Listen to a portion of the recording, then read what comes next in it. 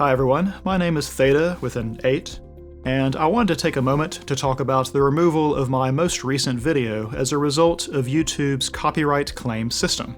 I hate that I feel a need to make this video, as I would much rather be working on the next content. Some of you will be understandably disappointed. But I have always tried to be transparent with you guys about how I make decisions. I have already fought Sony twice before on this channel, and they and Kadokawa are both listed as claimants, which means this is likely not the last time we will be interrupted by their usage of YouTube's system. The clip that they have a problem with is just 13 seconds out of that entire 4-hour video, and I will show it in its entirety and its context later in this video. I do want to apologize though. Normally, YouTube's system for detecting potential copyright infraction will generate a hit and a claim will be made in a matter of hours, and so I keep videos unlisted until some time has passed. This keeps it from being yanked after it has gone live and people have begun commenting or watching. For it to have happened 3 days later like this was unexpected, and I was out of town and couldn't do anything about it. I am sorry for this interruption. Now, this may end up having some consequence to what we do for the rest of the season, which is something I will talk about all the way at the end. Whether or not I contest the current claim, and whether it alters what we do next is a bit complicated, and so I am going to try to explain copyright in brief, YouTube's system for enforcing it, and why this design creates such a messy situation. The first thing is that copyright protection is not about money. Copyright is about control. Money is therefore a part of it, and often the part people care the most about, but the intention of copyright is to allow a creator control over their creation. I've never monetized this channel, and so haven't run ads. I have no Patreon or other financial compensation for what I do here. Someone violating my copyright does not cost me money because no money is being made. However, the video that was taken down had a 39,000 word script that took months, and a lot of time went into shooting and editing it. I would be a little put out if someone represented it as their own or hosted it somewhere else, even if they generated no money. They would be taking away my control of my own creation. I understand perfectly then why creators would want to enforce their copyright. Copyright protection enables artists of all walks to control and profit from their efforts. That fosters an environment in which a lot more art is created, and all of us are the beneficiaries. Thus, when YouTube and copyright-holding entities are looking for potential violations on this platform, who is or isn't making money does not factor into it. What this also means, though, is that YouTube needs to check all content uploaded into their system. I don't want to get into the various court battles that helped inform YouTube's current policy, so just know that the purpose of their system is to take them out of the legal equation between content creators and those who claim violation of their copyright. Giving the copyright holders a tool to curb potential infractions is YouTube's way of reducing their liability in any violations that do occur. But YouTube has a problem here. Something like 300 hours of video are uploaded to YouTube every minute. 18,000 minutes per minute, and all of it would need to be checked against every copyrighted work in existence to look for infringement. Since not even a small army of workers would be capable of doing this, YouTube has the Content ID system. At its heart, Content ID is a giant library playing a game of pattern recognition. Companies and rights holders upload their content into the system, and it then looks for that content in the billions of videos in YouTube's library. If it thinks it has a match, whether video or audio or both, it generates a hit, sending a notification to whoever uploaded the material into Content ID in the first place, or whoever's managing it. Now, just because Content ID gets a match does not mean that a copyright violation has occurred. No legal process is involved at this point. This is entirely YouTube's own private system. I do not fault YouTube for this process at all. I think it's a pretty reasonable solution to an otherwise impossible problem. The issue comes in how copyright holders use the system, as well as the steps YouTube uses after this Content ID identification. But we will get to that. Now, someone may have used substantial portions of a work in their video and thus generate a Content ID hit, but there's several scenarios in which a violation is not actually taking place. Sometimes a work may be licensed for such usage, and the algorithm doesn't know that, or some part of a work will exist in the public domain and may also show up in other copyrighted works. Both of these are relatively easy to examine for copyright infraction, usually. The third way it might not be copyright violation is a lot more squirrely. This is when a portion of a copyrighted work has been utilized in another work under a subset of copyright law known as fair use, or fair dealing, which is one of several limitations on copyright protection. We're going to talk a bit about fair use here because it's the heart of the issue. I'm in the US, and so is YouTube, so that is the context under which my explanation exists. I also am not a lawyer, and thus nothing I say should be construed as legal counsel. The first thing to understand about fair use, and the reason it causes such a mess, is that there is no clear legal standard for what it is or is not. There is no legally agreed upon length of writing that is automatically okay to quote under fair use. The same goes for how many bars of music are automatically fair use, or how many seconds of video. People will claim otherwise, that you can use X number of seconds of anything and it's okay, but this is false. Fair use is actually only determined in court, and even then, it only applies to the single instance of fair use that is under scrutiny in that particular case. You cannot extrapolate any ruling on copyright protection versus fair use and apply it to another situation. Trends, yes. Precedent, sometimes. But actual objective standards, none exist. This means that the claim of fair use, or a copyright holder's dispute of fair use, is a legal game of chicken until a holder actually files suit and it goes to court. At that point, determining fair use in the US follows the application of the relevant bit of United States Code, Title 17, Section 107, which I'll put up here in full. Interestingly, edicts of government like this code are one of the things to which copyright protection does not extend. It is in the public interest to have legal rulings and statutes freely available. Copyright protection is, by design, weighted against the public interest. Likewise, fair use is intended for the sake of the public, to enable the very things listed in the code: criticism, commentary, news reporting, teaching, scholarship, or research. Many aspects of public discourse, journalism, and advancement of the arts would be impossible without fair use doctrine. We're not going to go through this super thoroughly. Just know that none of these four factors are make or break by themselves, nor is a court limited to only these considerations. At the heart of this is what copyright is meant to protect. Copyright is only meant to apply to expressions of an idea, not the idea itself. You cannot copyright an idea. Thus, one of the important considerations for determining fair use is whether a work's usage of copyright material is transformative, if it creates something new that is different enough from the original that it does not supersede the use of the source work. It must be a significant enough change in expression that it does not take the place of the original. For example, those low-effort reaction videos where someone will play an entire episode or trailer or music video and then superimpose themselves in the corner, making occasional reactions or comments, may not be a substantial enough transformation of the original material. If I can watch someone's reaction video and then no longer need to watch the work in question myself, then it probably fails the test of transformation. It has superseded the original. However, quoting portions of a work to criticize it is generally held to be transformative. It serves a different purpose than the original work. Likewise for parody, as mocking a work or its ideas is certainly a different purpose than the original. This of course goes for using a work in the classroom or research, or reporting news that involves the work. None of these take the place of the work itself, and instead add something new and useful to society at large. Thus, what I do on my channel should fall squarely in the realm of fair use.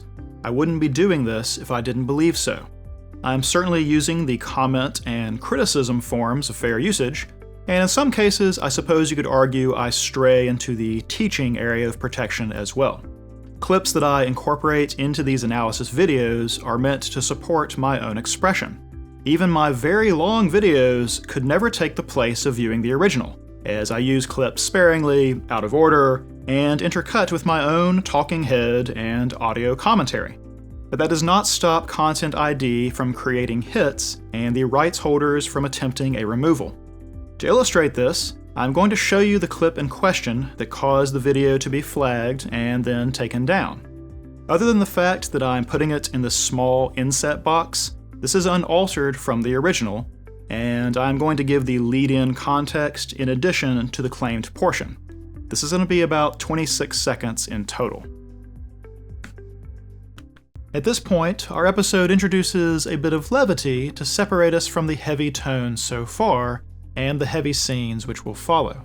Nanachi proposes that she will cheer Reg up by making him a hearty meal. The terror of this at least snaps Reg out of his funk, and to save himself, he proposes that perhaps he instead should make the meal. Turns out, it's not as easy as just remembering what he's seen Riko do in the past. Now, it's the middle portion of that which prompted the hit.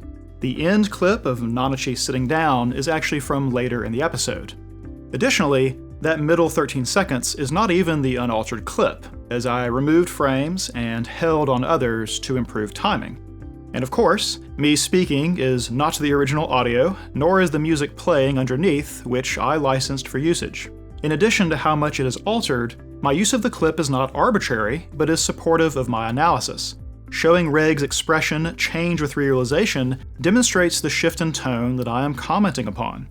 I am confident that in an actual court situation, I and my counsel could successfully argue that this is a protected instance of fair use. The problem, then, is that we're not in a court of law.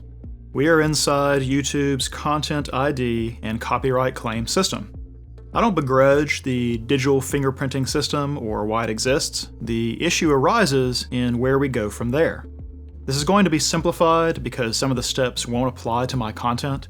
But once a Content ID notification is sent to the rights holder, they have a variety of options to pursue. They can restrict countries to which it is broadcast, they can restrict the platforms upon which it appears, they can mute the audio, they can attempt to leave it up but claim any ad revenue that it generates, or they can attempt a full takedown. Or they can ignore it, but that is the least likely thing they will do because there is no consequence to trying to pursue one of these other options. In fact, all of the consequences in this entire process are tipped against content creators and in the favor of those who participate in the Content ID system. If a video is monetized, there is an additional financial incentive to claiming a video and taking its revenue. Considering the barriers to participate in the Content ID system, the vast majority of disputes are going to be between independent creators and large media companies. You can imagine which of these it is more important for YouTube to keep happy. And I understand that as well. Being in Sony or Kadokawa's good graces is more important to YouTube than being in mine. I don't make them money. I only cost them money. Since I don't run ads, they've never made a cent off my content, and yet even my rinky-dink little channel that's never hit 250,000 views has served over 6 years of video on a host of platforms to 78 different countries. I don't know what that costs them, but it's not zero. This is a private platform, and I exist at their pleasure. However, they presumably want to foster content creation to drive traffic and engage users. It is detrimental in a long-term way to chase off creators, yet their system is set up to do just that. You see, once a company has gotten the Content ID hit notification and decided on their course of action, the content creator has the option to dispute their claim. Sometimes this will even restore the video, at least for a time. Since the claim process is sometimes automated, there can be mistakes, something that even YouTube's documentation points out. If you think it was an error, if you think you have the rights, or believe your video is protected under fair use, then by all means dispute. Sounds good so far, right? A common sense way to add a human check on the system and begin a dialogue between creator and copyright claimant. Here's the problem. The original entity making the claim receives this dispute, and they again have options. They can release the claim, They can uphold the claim and keep taking any money it generates, or they can issue a copyright takedown request. If they go with this last one, then regardless of whether it is justified, or whether you have the rights, or whether you are protected under fair use, regardless of all that, you will receive a copyright strike on your channel. Copyright strikes are one of YouTube's two punitive systems. A single strike restricts some of the things you can do on your channel, and it can prevent you from joining or utilizing the YouTube Partner Program, which is how you can monetize your work.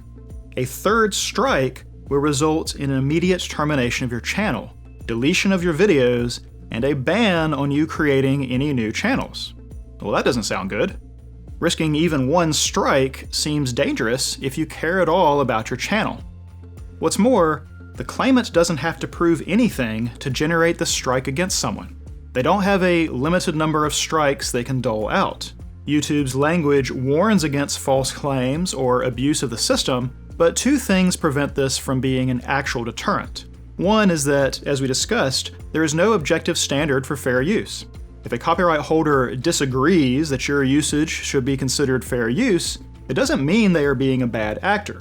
YouTube is very explicit that they cannot help anyone determine whether something is fair use or not.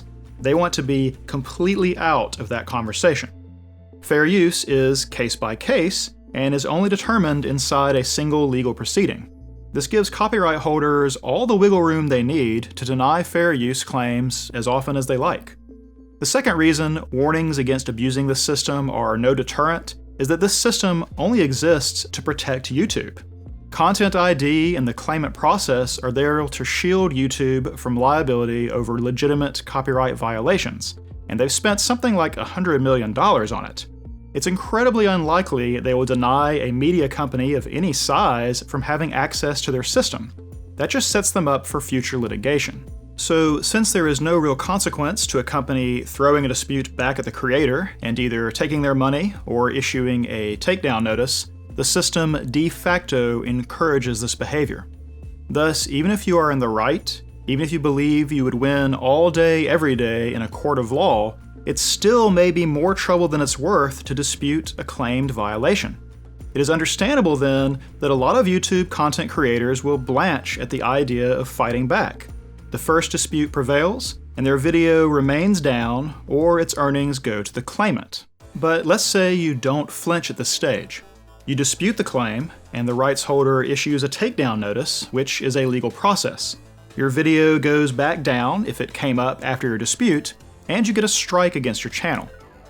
Now what? You can try to get them to retract, assuming you can find their contact information. Otherwise, you have to take a little copyright class from YouTube. Doing so will give you two options. You can let the strike sit on your channel, and it will expire in 90 days. That, of course, puts you at a greater risk of accumulating a third strike and losing everything. Well, that's not very awesome. What's the other choice? Your other option is to issue a counter notification. This, too, is a legal process, the counterpart to the takedown notice. To do so, you must provide personal information to the other side of your dispute and affirm under risk of perjury that you believe your counter notification to be a valid claim. The reason you have to give up your personal information at this point is because the next step is for the rights holder to sue you. Well, that is even less awesome. Nevertheless, I have walked all the way to this step already. I've filed 4 disputes in total, and yes, I eventually prevailed for them all, but I had to go all the way to filing a counter notification for the 8th episode analysis for Darling and the Franxx against Sony's takedown notice.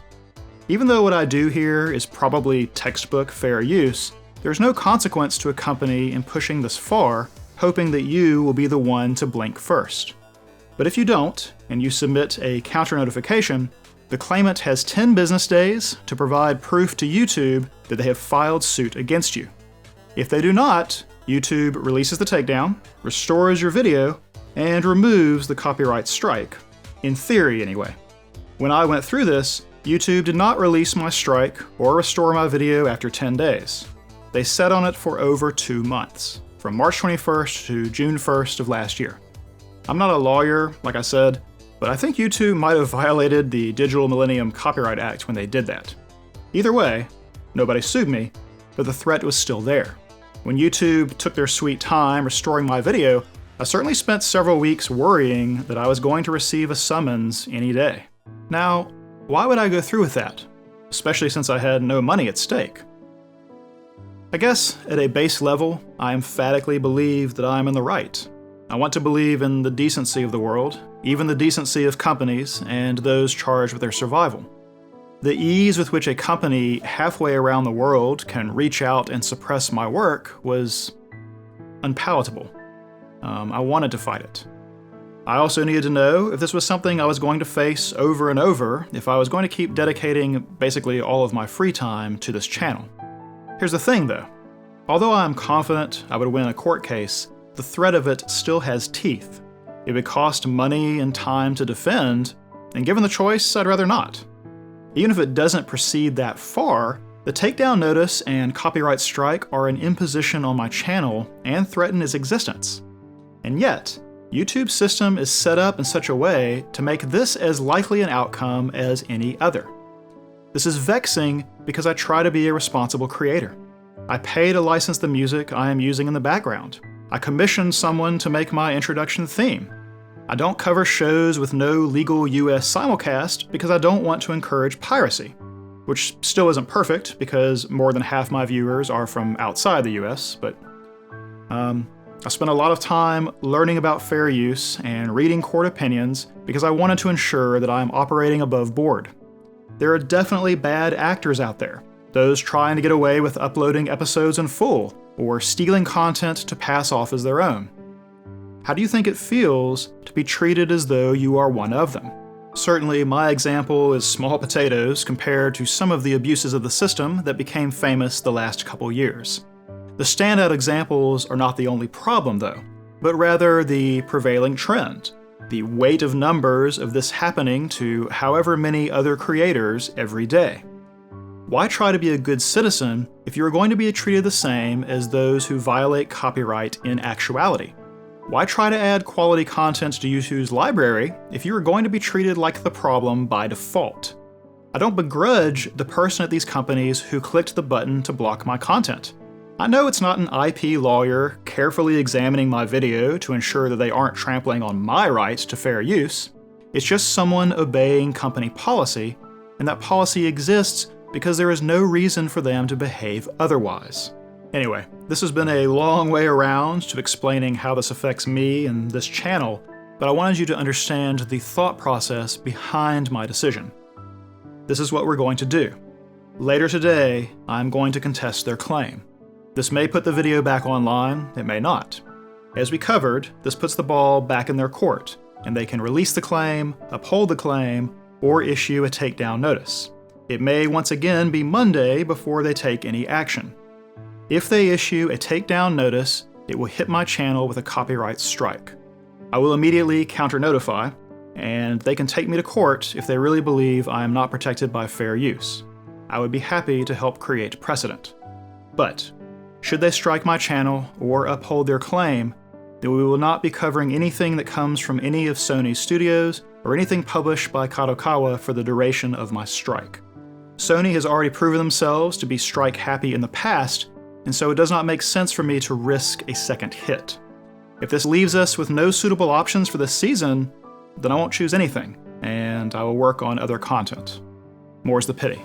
That, of course, is the more abstract consequence of copyright overreach. What I do on this channel only encourages the consumption of these companies' products. I realize I'm a tiny voice, and so the number of people choosing to watch a show just because I cover it is pretty small, but I don't think it's zero. At least, some of you have told me as much. While that is a drop in the ocean, I don't think it swings the other way. Discouraging me or anyone else from starting a conversation about a show does not somehow increase the people watching it or buying related merchandise. Multiply that times every other analyst or reviewer on the whole of YouTube, and I think it probably amounts to something more tangible. If companies had to exercise more careful judgment before taking action, then perhaps we would truly separate the bad actors from those who contribute to the community at large. Because, make no mistake, I believe in copyright protection, and I want artists to be able to benefit from their efforts. but no such distinction is required. In YouTube's system, the path of least resistance is to punish and suppress. This is a situation with no winners. Nobody wins here. No one is going to go watch more Sony or Kadokawa properties as a result of seeing this screen when they were hoping to watch my analysis. They don't win. I don't win, because even if I eventually prevail, this interrupts what I was doing and causes me unnecessary stress. I was enjoying a rare couple of days out of town, but this threw cold water over my trip. My viewers don't win. Several people have been waiting patiently for me to finally finish this series, and some got cut off in the middle or had not yet had a chance to watch. I'm not even sure that YouTube wins. This is just another antidote to add to the growing discontent toward the one-sided relationship between them and the creators that actually give their platform value. This is a situation with only losers, but it's the inevitable result from a system with such a disparity in consequence. So I'm not surprised at the outcome. I'm just disappointed.